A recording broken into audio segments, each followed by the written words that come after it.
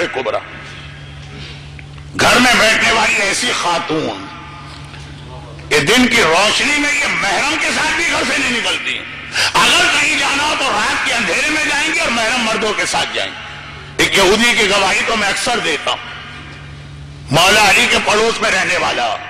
مولا علی کا مکان تو آج بھی مسجد کوفہ کے پیچھے ہے، آپ سب زیارت کر کے آتے رہتے. اس سے دیوار ملا ہوا چھوٹا سا مکان. کہتا 2 سال میں علی کے پڑوس میں رہا.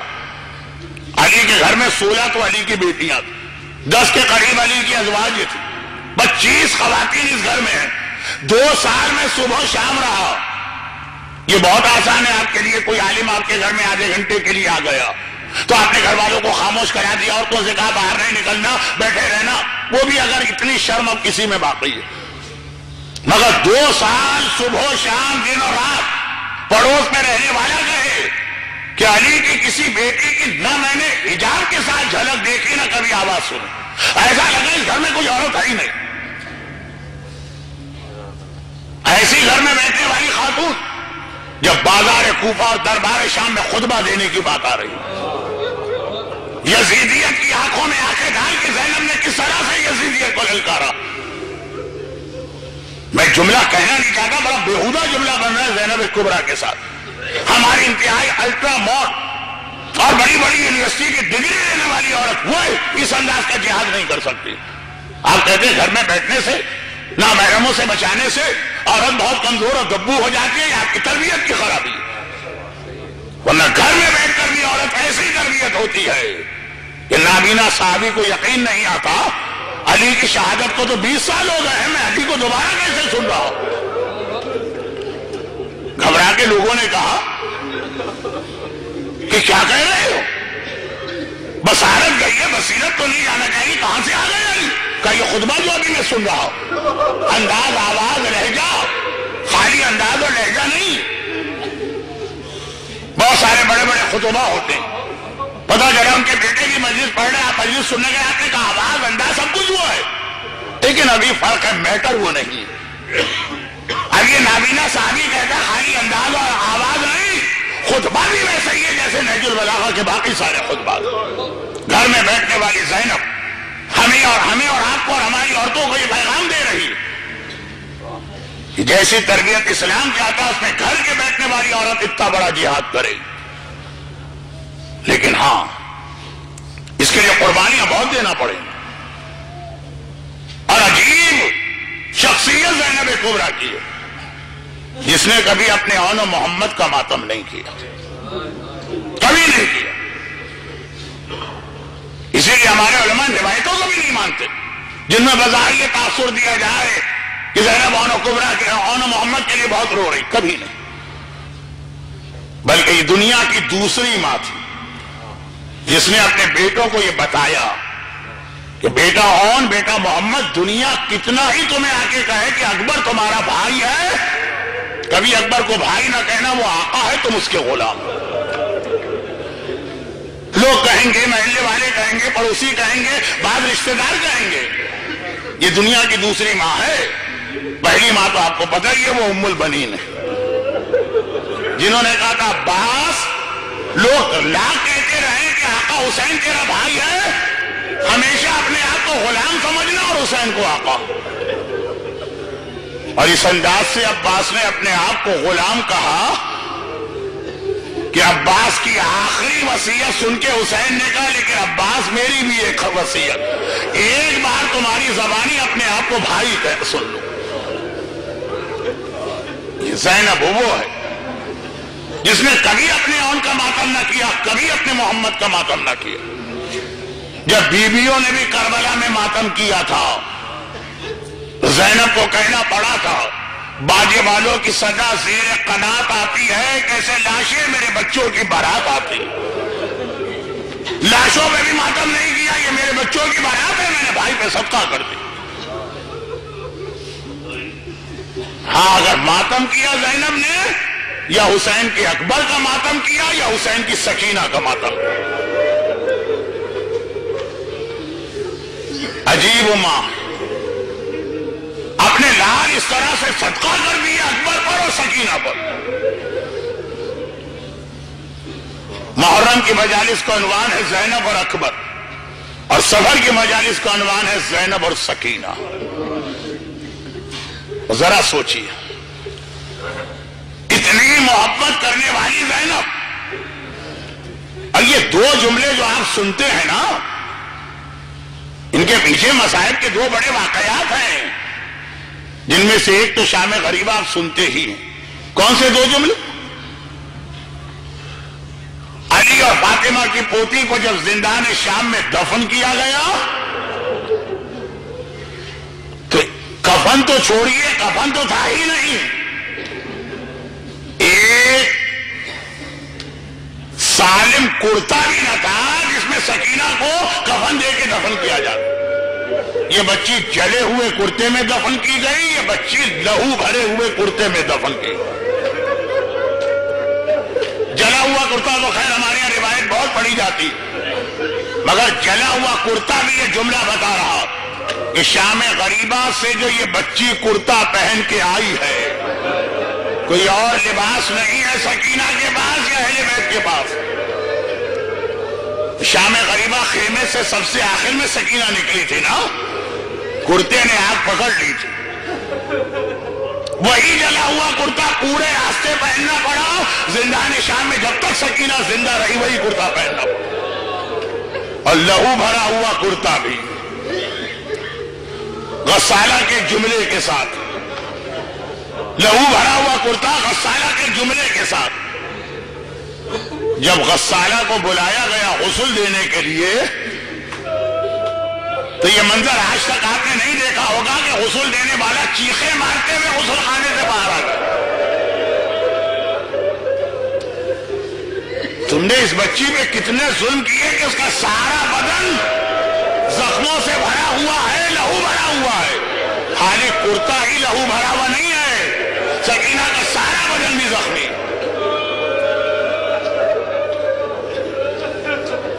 اور یہ لہو بھرا ہوا کرتا اور زخمی بدن، عجیب منزلت۔ شمر بھی اتنی معرفت اہل بیت رکھتا، یہی تو ان لوگوں کی سزا ہے کہ وہ میرے ساتھ جانتا ہے حسین کون، نادان یا ناسمجھی میں نہیں آیا ہے، شمر جانتا ہے کون، پورے خاندان اہل بیت کو جانتا۔ شمر کے طریقے بڑے عجیب ہوتے ہیں۔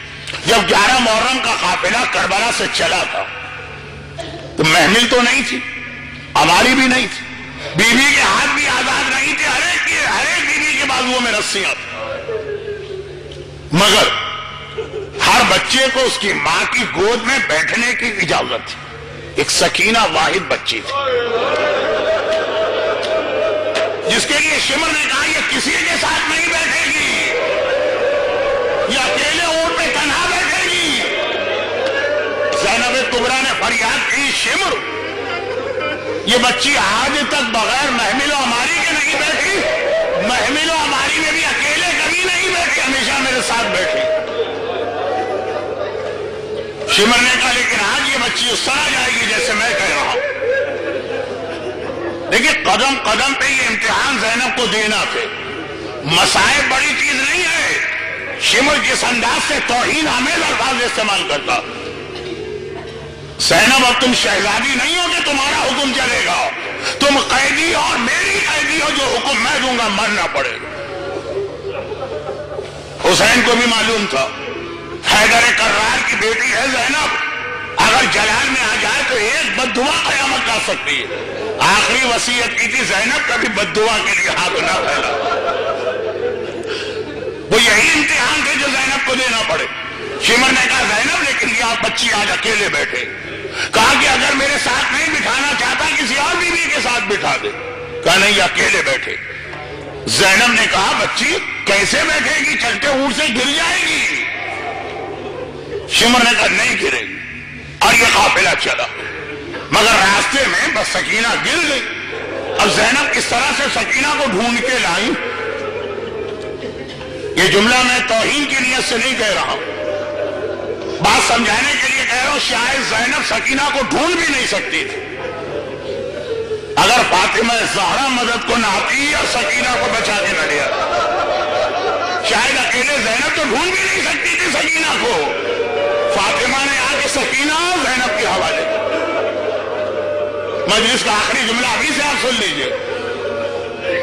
जब ये काफिला करबला से जा रहा है तो फातिमा सकीना को ज़ैनब के हवाले कर रही है और जिंदान शाम में फातिमा आती है कि सकीना मेरे हवाले करो। वही मेरी मजलिस का आखिरी जुमला बनेगा।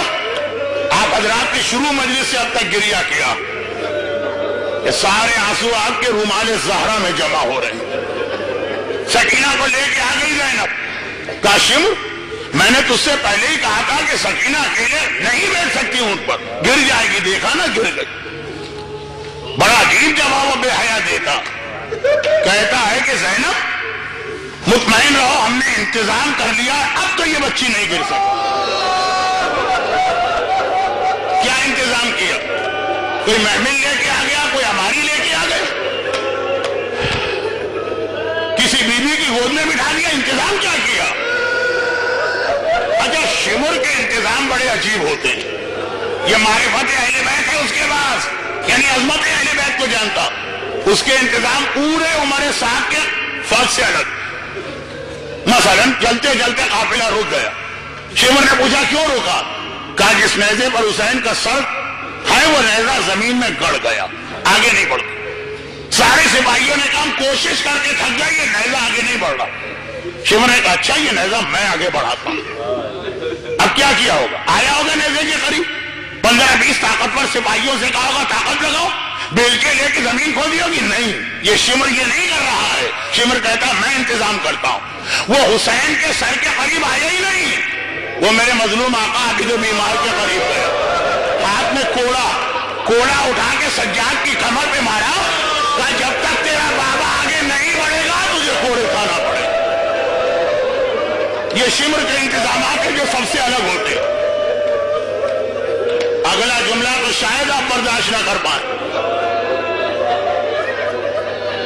11 मुहर्रम की मिसाल याद है ना? उमर साहब ने घबरा के कहा सारे कटे सर नजर आ रहे हैं, असगर का सर नजर नहीं आ रहा। सिपाहियों ने कहा कि हमने देखा था हुसैन नन्ना लाशा लेकर टीले के पीछे गए थे, खाली हाथ आए थे और आते ही जुल्फिकार निकाल के जिहाद शुरू कर दिया। तो उस वक्त तो मौका ही नहीं मिला सोचने का। अब समझ में आ रहा है कि लाशा लेके गए, खाली हाथ आए, ये लाशा कहीं दफन करके आ गए। टीले के पीछे इतनी बड़ी जमीन है करबला, कहां ढूंढा जाए? कोई निशाने कब्र भी नहीं। शिमर ने कहा घबराओ नहीं, मैं इसका इंतजाम करता हूं। अब इसका इंतजाम तो एक ही होगा ना, बेलचे लेके जमीन खोदी जाए। नहीं, ये शिमर नेजा लेके आया, जगह जगह जमीन है करबला में नेजा गाड़ रहा। एक बार जो नेजा गाड़ के निकाला, नोके नेजा पर शशमाहे का नन्ना सा लाशा नजर आ रहा। अजीब इंतजाम होते हैं शिमर के। कहा ज़ैनब घबराओ नहीं, अब ये बच्ची नहीं गिरेगी, मैंने इंतजाम किया। महमिल लाया? नहीं। अमारी लाया? नहीं।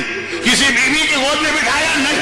रस्सी का टुकड़ा लेके आ गया, सकीना को ऊंट की पीठ पे उल्टा लिटाया गया। रस्सी की मदद से नन्ही बच्ची का सारा जिस्म ऊंट की पीठ से बांधा गया। ये शिमर का इंतजाम। और अब जो ऊंट दौड़ा, बाबा के नर्म सीने पे सोने वाली बच्ची ऊंट की सख्त पीठ से जिस्म रगड़ खा रहा है। शाम के करीब जब ये रस्सी खोली गई तो सकीना का सारा बदन जख्मी है, जिस्म की खाल उतर चुकी है, सारा कुर्ता खून में भरा है, ऊंट की सारी पीठ सकीना के खून से सुना। ये बच्ची जिंदान शाम में मातम कर रही है और आज इस बच्ची की जिंदगी की आखिरी रात है। ये था वो लहू भरा कुर्ता, ये था वो जख्मी बदन जिसे देख के साला चीखें मारती हुई बाहर आ गई। और जिंदान शाम एक बार आज सकीना का मातम बड़े अजीब अंदाज से है। अहले बैत देख रहे हैं सकीना के मातम का तरीका मुख्तलिफ है। ज़ैनब ने कहा सकीना बेटी इस तरह का मातम क्यों कर रही है? कहा फूफी अम्मा मेरा बाबा मेरे पास आया और मुझे छोड़ के चला गया। ज़ैनब ने कहा तेरा बाबा तो करबला में अलग हुआ? कहा नहीं फूफी अम्मा, अभी आंख लगी थी, ख्वाब में मेरा बाबा नजर आया, लेकिन आज मेरा बाबा अकेले नहीं था, आज मेरी दादी फातिमा के साथ था। कह रहा था सकीना हम तुम्हें लेने आए हैं, चलने की तैयारी कर। समझ गए तो क्या ज़ैनब कुबरा, क्या लैला, क्या रबाब ना समझी होगी? बेख्तियार सारी बीवियां सकीना को घेरे में लेके बैठ गए। ऐसा मातम हुआ कि यजीद भी घबरा गया। जाके इस बच्ची को रोको मातम से, मुझे आराम नहीं करने दे रही। कनीजों और गुलामों ने हाथ जोड़ दिए, दुनिया का हर काम कर सकते हैं, ये मुमकिन नहीं। वो क्यों मुमकिन नहीं? का कैसे रोके? या हम उसे कोड़े मारेंगे, तमाचे लगाए? जैसे ही तमाचे लगाते हैं वो फरियाद करती है, चचा अब्बास लड़ा के देख तेरी सकीना में क्या गुजर रही। उसका तो मातम बढ़ जाता। यजीद ने कहा फिर कैसे मैं रात की नींद लूं? किसी कनीज ने कहा बच्ची बाबा बाबा कह रही है, उसके बाप का कटा सर उसके बाद भिजवा दो। इधर सकीना जिंदाने शाम में बैठे बैठे खड़ी हो गई, दरवाजे की जानिब चलने लगी। ज़ैनब ने घबरा के कहा सकीना तुझे आज क्या हुआ, कहां जा रही है? कहा फूफी अम्मा मुझे मेरे बाबा की खुशबू आ रही है, ऐसा लग रहा है मेरा बाबा आ रहा। और एक बार ज़ैनब ने पलट के देखा, दरवाजा खुला, कनीजे एक तश्त लेकर आई जिसपे कपड़ा पड़ा। वो तश्त लाके ज़ैनब के सामने रखा, कहा कि बिनते रसूलिल्लाह यजीद ने भिजवाया। ज़ैनब ने कपड़ा हटाया, भाई का कटा सर बहन की निगाहों के सामने। पहले तो सारी बीवियां अपनी जगह से खड़ी हो गई, कटे सर का रुख किया, अस्सलामु अलैका या अबा अब्दुल्लाह, अस्सलामु अलैका या इब्न रसूलिल्लाह। ज़ैनब ने ये सर सकीना की गोद में दिया। सकीना ने बाप के होठों पे होठ रखे, बाबा जरा मेरे रुखसार देख कितने तमाचे लगे, जरा मेरे कान देख अब तक जख्मी है। मगर मातम करते करते रुकी, कहा बाबा मैं तो अपनी फरियाद कर रही हूं, तू तो मुझसे ज्यादा जख्मी नजर आ रहा। अरे तेरा गला कटा हुआ है, अरे तेरे होठों पर छड़ी के निशान है, आए मेरा बाबा मुझसे ज्यादा जख्मी। एकदम आवाज रुक गई, सकीना खामोश हो गई। ज़ैनब ने घबरा के कहा सज्जाद बेटा जरा देखो तो मेरी बच्ची में क्या गुजरी। खुदा किसी जवान भाई को छोटी बहन की ऐसी हालत ना दिखाए जो सज्जाद ने देखी। आगे बढ़े, सकीना का हाथ थामा, पलट के सिर्फ एक जुमला कहा, फूफी अम्मा इन्ना लिल्लाह व इन्ना इलैहि राजिऊन। और अजीब मंजिल आई।